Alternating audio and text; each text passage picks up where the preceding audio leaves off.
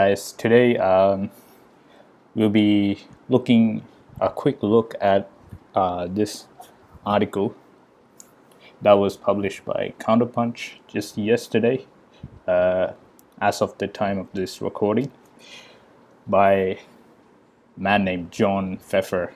I'm assuming that's how it's pronounced. So, as the article name implies, the unreliable superpower. So, that's clearly talking about the US. And I did read a bit of this article, so I get the gist, I guess, but not the whole thing. So we'll be going through the whole thing. We'll be analyzing. I'll just break it down bit by bit, what it means, and all that. The article's pretty good, I would say, in its analysis of even other countries as well, and of the US as well, of course. So let's go in. Starting off, the nightmare is over. The vanquished beast has crawled back to Malago to lick his wounds. The heroes are hard at work repairing the damage as America returns to the international stage. The world heaves a collective sigh of relief, or so we seem to think. Okay? But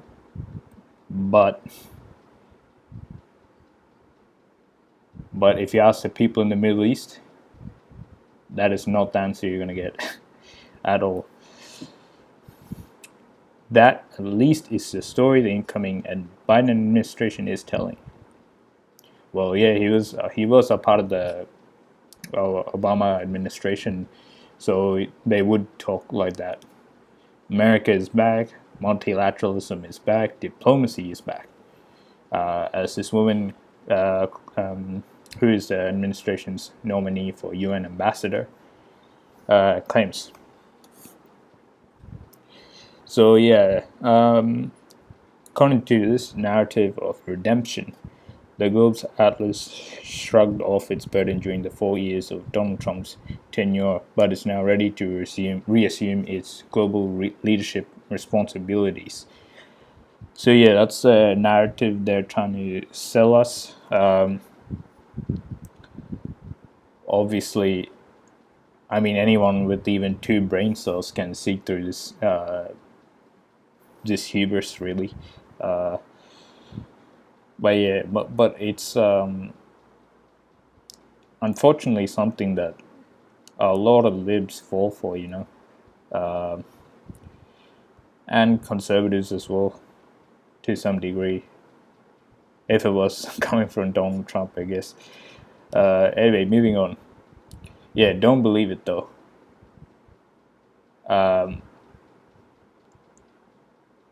Yeah, pretty much that. As it says here, the rest of the world is pretty uncomfortable now that America is back. Yeah, that means the old America is back. The Obama years America. The one that hides its evil much better. And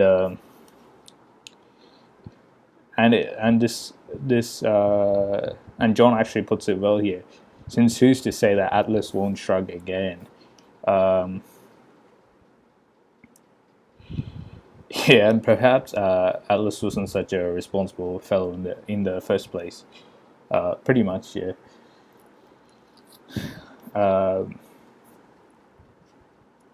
So it says here that the U.S. has displayed tendencies of a serious personality disorder, characterized by mood swings of huge proportions, basically. That's what it seems like, but all these actions are actually intentional. They're really the actual people in power. We know who those are. They ain't the Democrats or Republicans. They play off both sides. So what do I mean by that? They play off conservatives. They play off liberals. By saying stuff like, "Oh, So they play up liberals by saying stuff like Trump is a Russian asset. So the media claims to be that to be the case, or that Biden, they play off the conservatives that Biden is on the payroll of Beijing. So that's another. So they play this. They play both sides into division like this, so they don't unite. They don't see the bigger picture. They'll stay focused on some petty issues like the so-called connections these people have, these presidents or rather puppets have, and then both sides will be fighting each other over that nonsense forever and ever, pretty much, and that's what they're betting on, really. So let's move on. So from the compromise multilateralism with the Bill Clinton years, the United States pivoted to the aggressive armed unilateralism of George W. Bush. Then after boomeranging back to the centrist internationalism of Obama, it took the widest detours into MAGA land with Donald Trump. So basically, the U.S. is becoming more right-wing. I mean, everyone sees that. But that's what's really happening here. So they say, so all these presidents, so people aren't satisfied with the performance of these prior presidents, right? So a newcomer comes in, he promises some reforms here and there.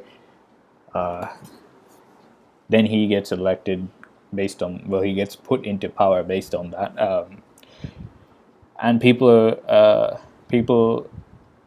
the reason liberals choose, say, or Obama or now Biden, is because they're choosing the lesser of two evils. That's their argument. So I think that strategy works, which it clearly doesn't, as you can see from here. So they've been using that strategy. They've been progressively, over the years, getting worse and worse and worse. So not quite yet into fascism, but very close there. And here we have, in the latest case of foreign policy whiplash, Joe Biden is now preparing to return the country to a new and improved version of Obama's global liberalism, with the dash of anti-Chinese fervor thrown in. So, unlike what conservatives argue, Joe Biden is plenty anti-Chinese, actually.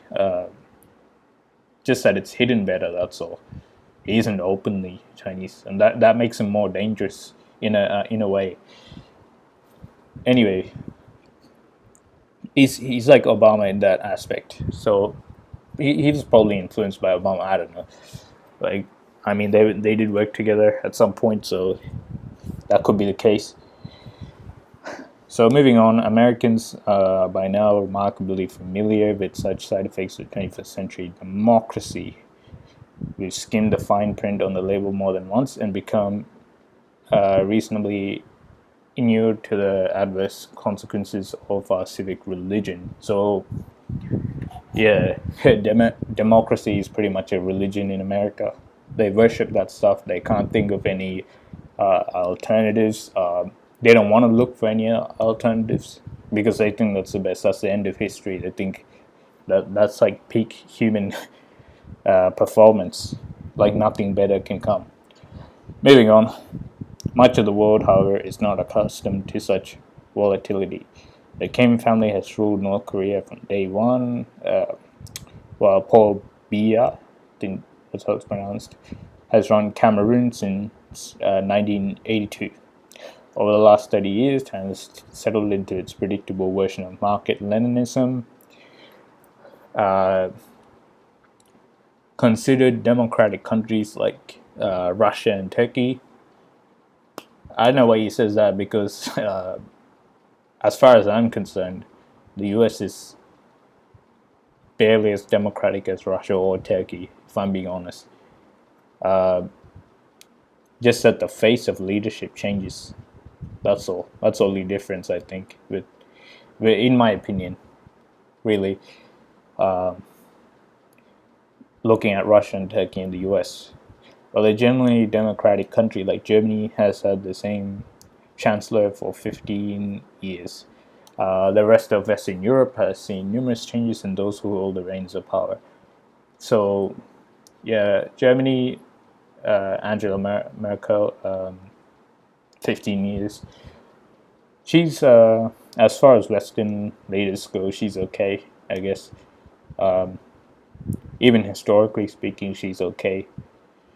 She didn't ruin, even though she's part of a conservative party, she didn't ruin what made Germany so powerful economically, even to this day. So she kept that system in place. It could be because she doesn't know about it, that the local banking system. We don't know, really. The rest of Western Europe has seen numerous changes in those who hold the reins of power. True. But yeah, as he says here, governance has generally stayed within that narrow political spectrum. So it's still basically centrist. But let's say Asian standards, it's pretty right wing. European Union policies have similarly remained on a remarkably even keel, despite stuff like Brexit. So it hasn't changed really at all. So pretty much everyone's unsure whether the United States will be Jekyll or Hyde. Jekyll, whatever, or Mr. Hyde. So yeah, the two personality thing, or rather the two faces of the U.S. He's right in a sense. It's a disorder, personality disorder. On the surface, the international community has generally provided a warm welcome to the incoming administration. Of course, that's all for show. I don't know. I don't know about that. Sure, people don't like the unpredictable nature of Trump, but his unpredictability is what makes it predictable. Is one of the predictable things about him. He will generally go for the most stupid of decisions, or he just won't do anything. That's what I mean by that statement. I mean, true, it took Putin a while to get around to it. So even this guy probably believes in the Trump-Putin connection. There's, I mean, I haven't seen any conclusive evidence for it, really. Well, Bolsonaro in Brazil grumbled about the departure of his American BFF. Yes, yeah, the right-wing folks, they all love each other. Orban as well. Is he right-wing? Let's check.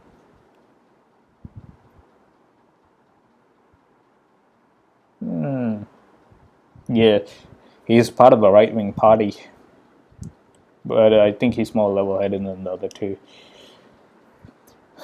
But Biden was a clear international favorite in the recent presidential election, according to a poll of people in 24 countries. Biden had an edge of 48% to 17% over Trump, with only the Russians as outliers. So yeah, we can see why the Russians don't like Biden.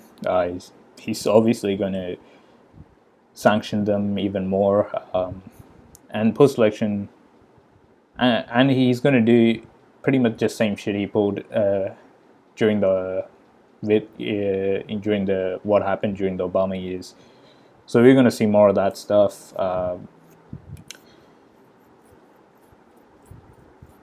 Yeah, and presumably favorability of the United States has risen, but it's the world is actually hesitant. A lot of countries they've been thrown into the backside. Really, they've been used by the U.S. and then thrown out. There is a need to rebuild trust between Europe and the United States. So that's a NATO General Secretary seems to be a fool. There's a need to rebuild trust. How can he trust the U.S. now? I don't know. It's crazy. After all, it's the you just you have one leadership, and then after 4 years, they break up all the work. The next leadership breaks up all the gets rid of all the policies the previous administration passed, or they on the domestic level they continue with policies like say minimum wage, and they just continue to debate on and on about that, and you don't expect the US to really achieve much whatsoever. But when it comes to foreign policy, oh boy, they agree on so many things regarding war, sanctions, all that. Both parties are on board with sanctioning countries, bombing the Middle East, all that. Biden administration is tone deaf when it comes to the international community. We can make America great again. Yeah, that's basically we can make America great again, basically. And we'll keep hearing a repeat of that again and again. And we see that here as well. If we have to use force, it is because we are America. Madeleine Albright. We stand tall and we see further than other countries into the future, and we see the danger here to all of us.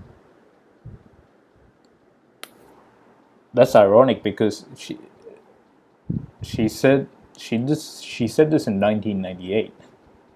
This is not even in. I mean, I understand if someone said this in the 1940s or something. She said this in 1998. Just a phenomenal lack of self-awareness there, particularly in the wake of the Trump era shrunk immeasurably. But really, the Trump era, to me, the Trump era showed us what the United States really is. It opened a hidden closet, showed us the true nature of the United States, and I kind of miss that because now everyone's going. Now all the liberals are going back to brunch. People, hopefully not, but there's a high chance that people are once again going to be tricked into thinking that the U.S. is a reliable partner. I hope I'm wrong on that account, but I'm probably not. Reversing the reverses.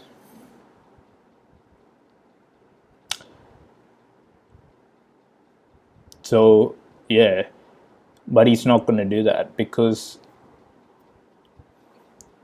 we all know who he's actually working for. Same with Biden. He's gonna offer a bunch of platitudes, but then he's gonna stall it so much. The Democrats are gonna stall it so much. They're gonna give a bunch of excuses. Probably something to do with the Republicans, and they're never gonna let anything like that pass. I mean, you'd be lucky to get a few progressive policies like peanuts, like $15 minimum wage. If you get that passed by 2025, I consider that lucky. If Trump saw NATO was obsolete, that's actually true. Funnily enough, yeah, only to change his mind within months of taking office. So again, he's a puppet, so he has to be careful with what he says now and again.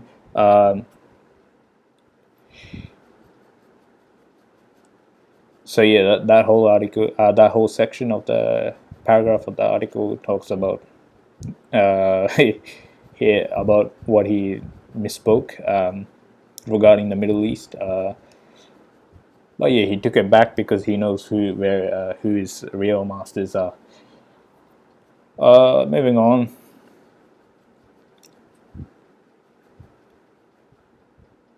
Yeah, he threatened North Korea with nuclear destruction, but then he sat down again. He went back and forth with Xi Jinping, and then claiming that they were friends. Claiming they were friends first, and then calling him an enemy later. Once again, his masters told him, told him what to say. Yeah, and in 2020 he said we love each other for turning hostile yet again. Yeah, this is pretty much true though. Crafty bargaining was actually incoherent. So yeah, that's just a personal Trump trait. He does say a lot of things he's not supposed to say, like the abolition of NATO. You ain't supposed to say that. Or pulling out of the Middle East. Hell no. None of that. So Biden, as expected, he's more consistent. He's reversing all of Trump's policies. He's brought the U.S. back to the WHO, which is actually a good thing, and the climate accords. It's again a good thing. We're going to give credit where it's due. It doesn't mean that the U.S. will perform good in any of these areas. It just means that U.S. reputation is restored a little bit. Okay, just a little bit. He reversed Trump's policies on immigration. Again, canceled the Muslim travel ban. Just to restore U.S. reputation. And Wall ended the funding on that. I'm not saying any of these are bad things, actually. I'm in support of all of these things. Yeah. I'm in support of all of this, but we gotta understand that it doesn't mean he'll perform. He'll actually. What should I say? He would actually perform in all these areas that well. It just means that we won't see any major improvement in these areas regarding the U.S. We just see that U.S. is basically saying, yeah, we agree to doing all this good stuff, progressive stuff, but they don't really actually care about any of this. It's just about the reputation. So this dude's book here, give it a read. It could be good. Moving on. In addition, the Biden team's in hopes to re-enter the Iran nuclear deal. So I don't agree with. I don't think Iran should go in a nuclear deal with the U.S. In my opinion, you may not agree with me, but in my opinion, since Iran's already being sanctioned, and I really don't think the U.S. will. I mean, I'd be surprised if the U.S. actually adhered to its part of the deal, but I don't think it will happen. So I think Iran should develop nuclear weapons just in case. Because let's be honest, these Anglo folks, they only understand force, okay? They don't understand dialogue. They don't. If you try to, they don't understand peace. If you try to be peaceful with them, they'll think it's weakness and they will take advantage of it. You gotta read through history. It's they did it to us Indians, and they did it to the Chinese, and they'll do it to the Iranians as well. So it's just the way they've acted historically. I just don't see a change in the way they'll act now. But if I'm wrong, that'd be good. Anyway, moving on. Revive arms control negotiations with Russia. That's a pretty good thing, in my opinion. And at least mitigate the impact of the trade sanctions against China. So, trade sanctions against China, in my opinion, the sanctions against China were good in a lot of ways, especially in the way that they forced a lot of enterprises within the country to become self-reliant, or rather to diversify their what's it called, supply networks and all that, and diversify trade away from the U.S. And really what Biden's trying to do here is trying to bring back China into the fold,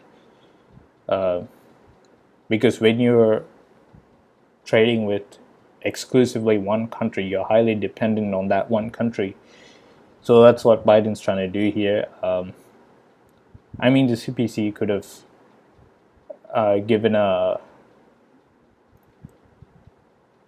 goal for all enterprises to diversify their income streams and all that away from the US. But those enterprises would take they take their time doing that. But when the US did those sanctions against China, it actually forced them to go overdrive in developing independence from the US. So yeah, trade is obviously good, but I'm saying you got to trade with the whole world and not just mainly with a really hostile country like the US. Anyway, moving on.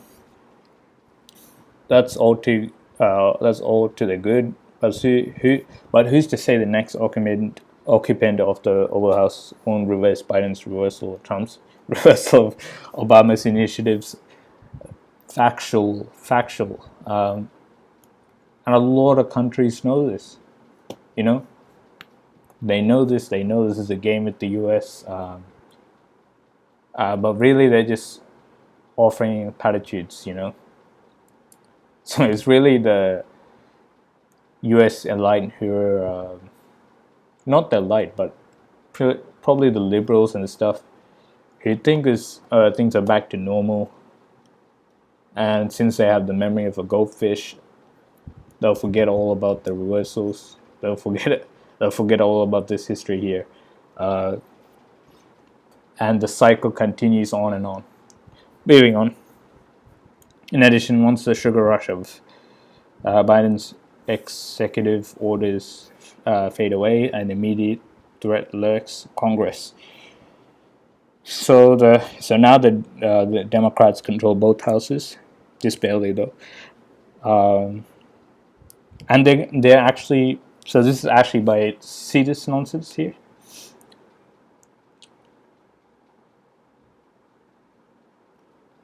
See this nonsense? That's by design. Don't think it's any other way. That's by design.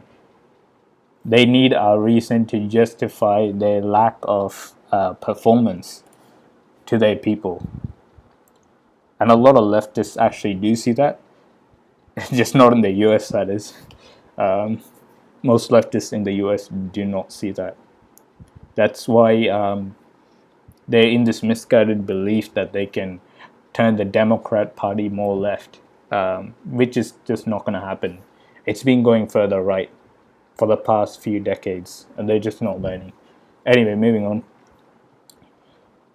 So the Republicans are already hoping to delay the U.S. re-entry into the Iran nuclear deal, complicate Washington's involvement in global efforts in regarding climate crisis, pressure on both these countries here, uh, trying to ratify a treaty to ban all nuclear tests, or to make the U.S. a member of the International Criminal Court. So even if the U.S. was a member of the ICC, would they actually let any investigation into what they do happen? No. Same with the WHO. Would they actually let any investigation into what they did happen? No, they won't. I'm starting to think this whole Trump saga, like him leaving the WHO, is all just a play. But I could just be tripping. I don't know. What Americans interpret as an insider game of partisanship, the rest of the world sees as a hamstrung country incapable of acting decisively on international problems. That's the obvious. That's like the obvious thing you see from the outside, but really it's just it's just like puppetry. Really, it's a huge play, and all these presidents are actors. They're damn good actors. And such a deadlock might turn into something even worse. So yeah, yeah. We're seeing that with MAGA. So they're in Congress and throughout the red states. So if you've been to the red states and you've seen what the red states are like, you know these guys are crazy because they still support Trump. They ironically still support Trump even after living in these states. These places are real third world. Like I live in Australia, and and I've been to some of the worst parts in Australia, and I've never seen anything comparable to these states. But these guys, the MAGA crew, they still support Trump, even when they live in those states. They know what his policies do there. They still support him. So we know how crazy they are. if none of the recent shit show has convinced you. Should things go badly economically or pandemically for the Biden White House, they could regain control of one or both chambers. 2022,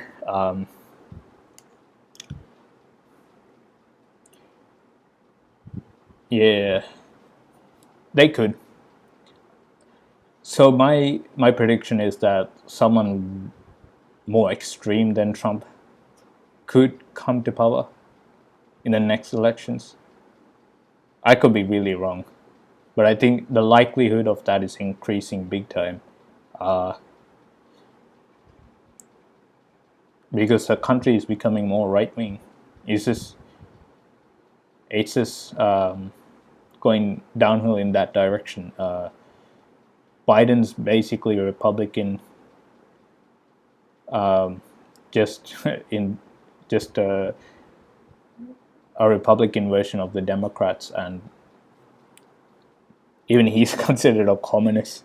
But yeah, and we're just going to get more right wing because the Democrats are trying to pander to the conservatives, and they're going to bring in more right wing candidates to pander to the Republicans, and the Republicans will keep going right because they think those left of them are communists.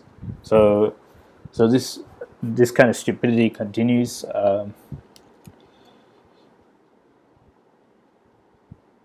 Yeah, and it's already happening there. So I was on Instagram the other day, and I was I was just looking through one of these political posts, and There's an American guy, and he wasn't being sarcastic. He's being dead serious. He said China is ripe for another civil war. So these guys just, it's an incredible lack of self awareness there. That's going to be the undoing, because if you can't see the problem, you ain't going to fix it. So how the United States is reliably unreliable, yeah, that's what I was just trying to say before. Even when this country is predictable, it's still an unreliable global partner. So regarding COVID, Biden rejoined the WHO, resuming financial obligations to it.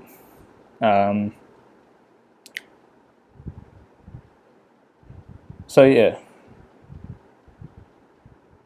So here's a point though. But when the rubber hits the road and the needles hit the arms, the United States has promptly fallen back on its usual exceptionalism. In the chaos of the immediate post-Trumpian moment, the Biden administration has been pushing to vaccinate as many Americans as possible without significant regard for anyone else. Along with other rich countries, Washington has exercised purchase options that could more or less corner the market on vaccines, securing enough doses in the end to inoculate Americans nearly 5 times over. This actually made me angry. The incredibly selfish behavior of all these Western nations. So I heard it was Canada as well did more than 2 times than what they actually require. It just pisses me off sometimes, and no one's pointing it out as well. Incredibly selfish behavior right there.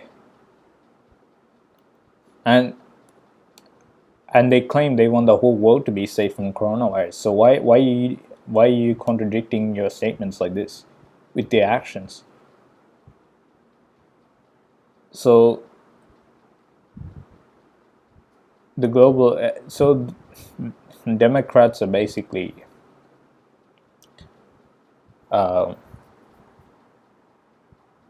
bunch of selfish bastards, really, and they screw over the rest of the world. And they're saying they want to save, they want to keep the whole world safe from the coronavirus.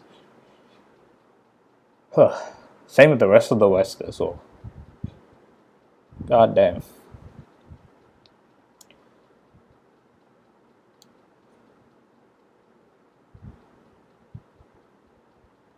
Yep, and here we go.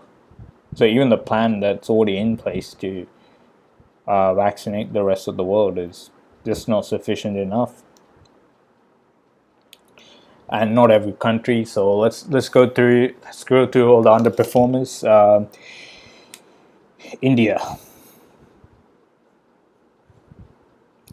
So here India is struggling with even helping its own citizens. Actually, and it's trying to help out its neighbors. So really, that's a reputation thing. I mean, let's be. I'm not trying to be a pessimist here, but it's really the BJP trying to regain their ruined reputation amongst their neighbors. Bangladesh, Nepal, and Myanmar, and even to Brazil and Morocco. Really, they need to be. India needs to be helping its own citizens before it helps others. India's done a terrible job in that regard. I just can't see this other than trying to regain that lost reputation. China and Russia are also engaging in vaccine diplomacy. Lower cost versions of COVID-19 drugs. Yeah, we know about that. So we're back to US here. I mean, this is not going to change. Top arms exporter in the Biden years. If you look at if you look at the top lobbyists in the United States, they're actually the arms. Some of the top, they're actually the arms exporters. That's not going to change. I'm not arguing against arms exporting, because in an ideal world, we wouldn't need that. But I'm saying, like, the kind of the countries and the groups the United States exports to are not the ideal candidates for it. In 2020, it signed agreements for more than 175 billion in sales of military hardware to other countries.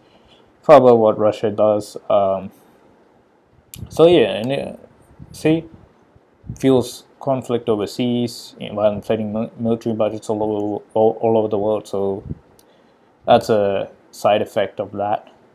I don't know if they actually intended for that to be the case. But yeah, that's a side effect of that. America is also number one in military bases. I don't think this is going to change anytime soon. With 100 of facilities around the world.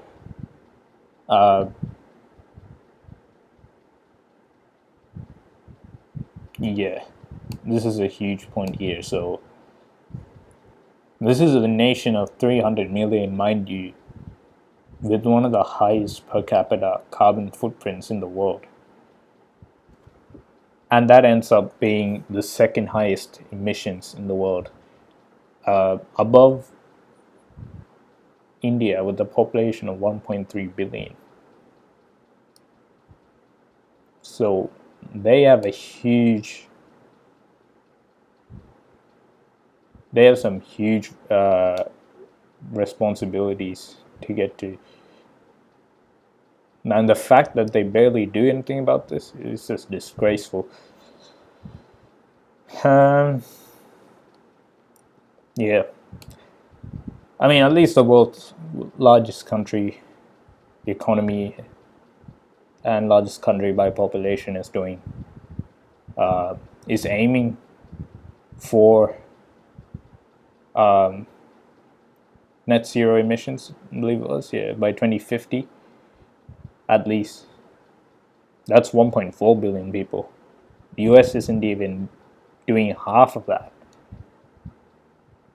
Yeah, with a friend like that, who needs enemies, pretty much. So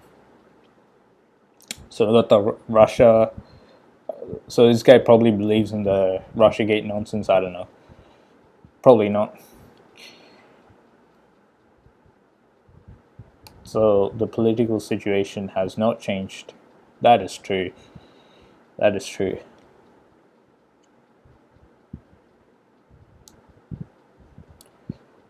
Biden will not have a broad mandate to govern.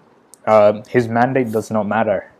He won't have that mandate, but it doesn't matter, because it's a puppeteers who decide that. Who decide what gets passed, what doesn't get passed, all that. So Russia will avoid direct conflict with the United States and improve relations with China and India. Yeah, and China is way ahead of the game there, though. Hedging its bets long before the November election, its $1 trillion BRI initiative of infrastructure development in Eurasia and Africa launched in 2013. Long time ago, they knew this was already happening. There's also meant to be an enormous insurance policy against any downturn in economic relations with the United States. Beijing's creation of separate global financial institutions like the AII Bank, Asian Infrastructure Investment Bank, and other such trade pacts as well, like RCEP, were meant to counter America. But not just to counter America, but they were meant to, what's it called, make the whole world closer, like in terms of trade, trade, infrastructure, all that. It's like connecting the whole world. It's a project to connect the whole world. So Europe's been slowly building up an independent military capacity.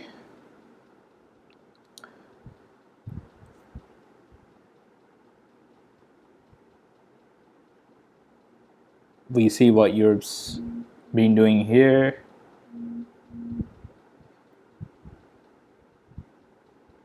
So South Korea has been developing its own strategic autonomy for some time.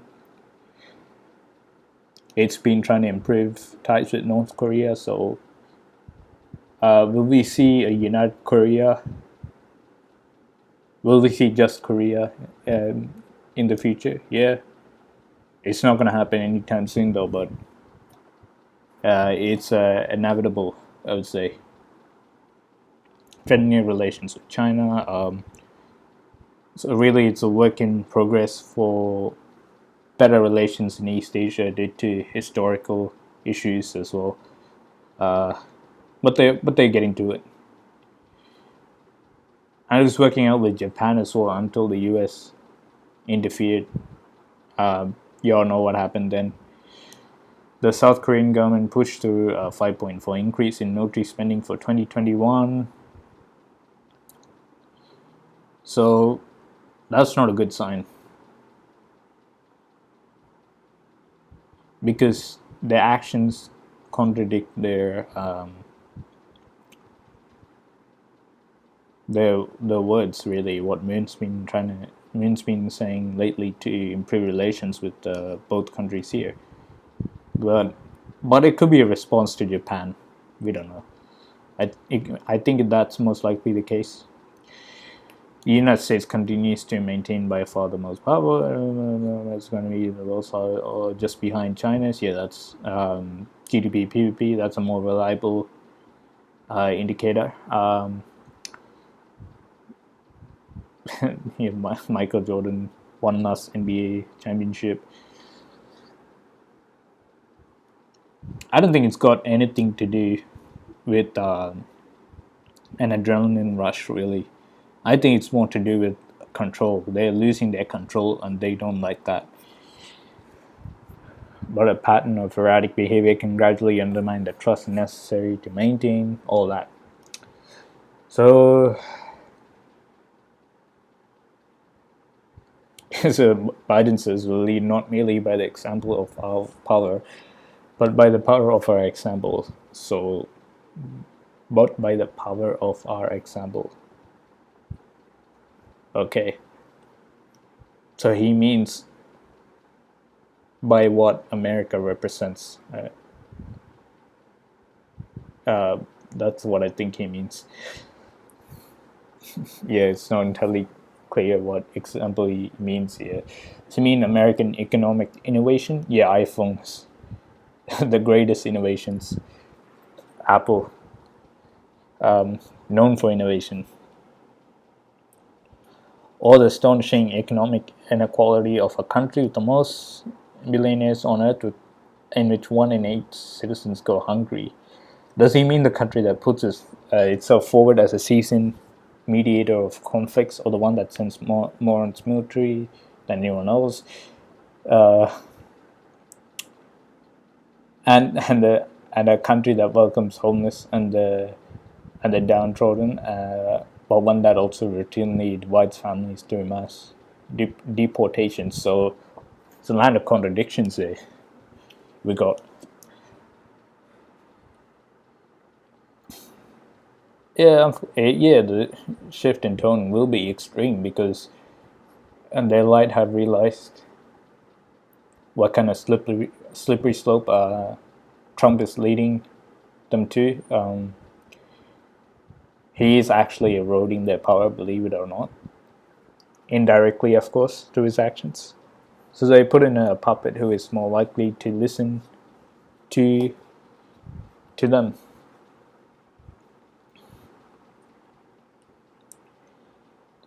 So this is return the states to sanity. I don't know what sanity they're talking about there. Is it bombing millions overseas, the sanity they're going on about? Or sanctions, which are a form of warfare? because they really actually affect the citizens of the country, really. Plenty of Americans and overseas friends of Americans would like to believe that the Trumpians were a bizarre deviation from the norm, so extremely naive people there. But there's also a sneaking suspicion that extremism is becoming the new normal here.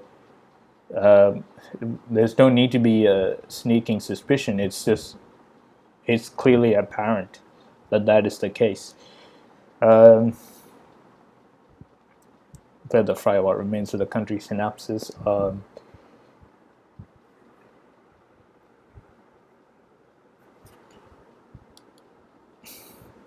So Trump did state something interesting, that he'll create a third party. So whether he actually goes through with that, I don't know. But volatility has been a fixture of American politics, from fistfights in the fourth Congress in the 19th century. That reminds me of what happens in the Taiwanese parliament now and again. To the Barry Goldwaters and Newt Gingrich's of the 20th century. In our time, the resistance of the Tea Party, white nationalist militants, came to the United States, becoming a truly multicultural country, has kept American extremism alive. This paranoid style may have reached only an intermediate peak with the presidency of Donald Trump. I'm thinking, because the United States is just not going to do anything about the conservatives in their country, they still have a say in politics. So my somewhat controversial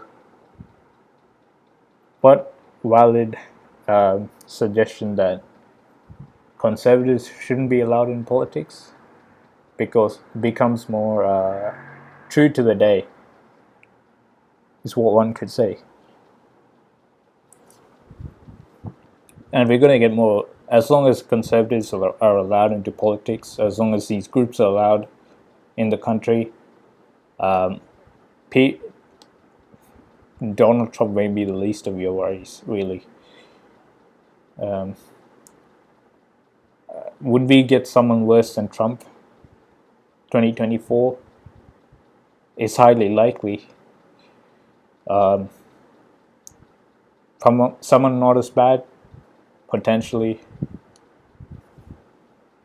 Someone like Biden again in 2024, potentially. I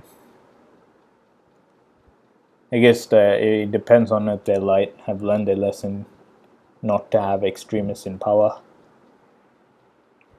I think they have. So because of that, another Donald Trump-like figure might not come in 2024. Well, we can't say for certain. It's unpredictable, as this article stated earlier on. So if such forces once again gain power or even mobilize enough strength to derail the modest ambitions of the Biden administration, I mean, what ambitions? All they've really done is roll back some Trump policies, and they're debating a few peanut policies that give you some peanuts. That's what they're debating. The huge debate going on. Americans dying. Huge debate going on whether 1400 should be passed, whether minimum wage should be increased to freaking $15 an hour. And here in Australia, minimum wage for an adult is like 27. Give or take a few dollars. Boy, oh boy. You don't realize how backwards the US is in virtually every single way until you travel overseas. An outsider can easily tell, though. The US example will be one the world will want to avoid at any cost, for sure. Political instability will be the next compelling reason. After the COVID-19 pandemic fades, to quarantine this country.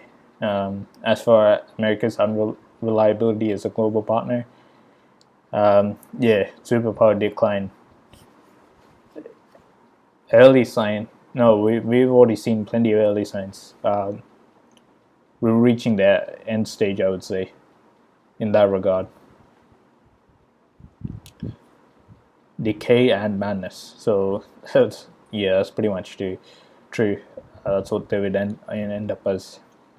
Well, we'll see where they go. You know, America's a nation with a lot of potential, but they they took the wrong path, and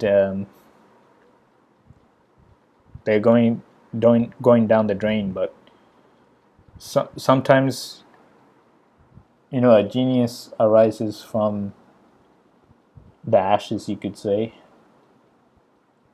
And if that genius,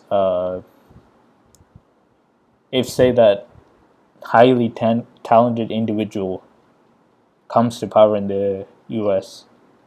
amidst all this madness,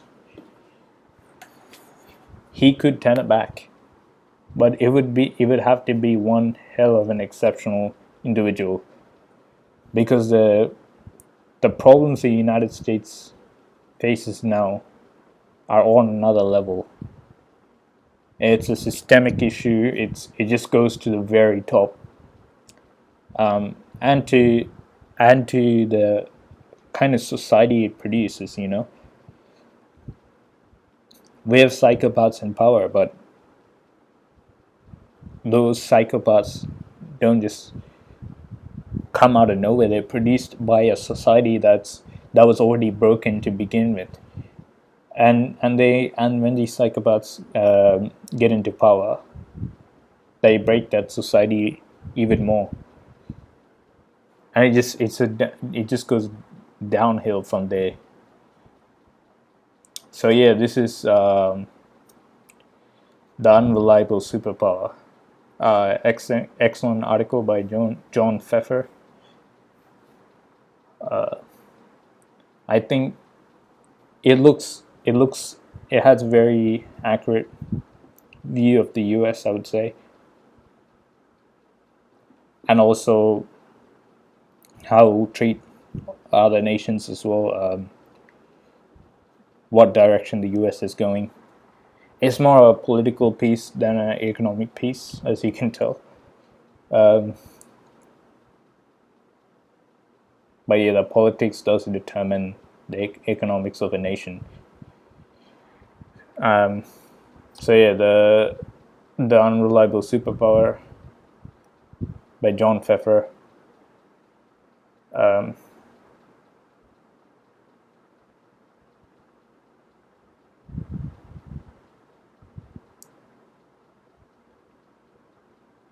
A reasonable analysis of the situation in the U.S.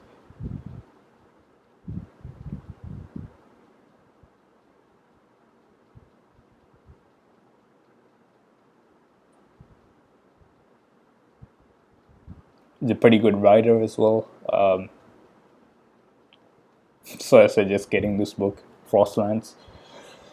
So yeah, that's it for this video. I'll see you guys next time. Peace out.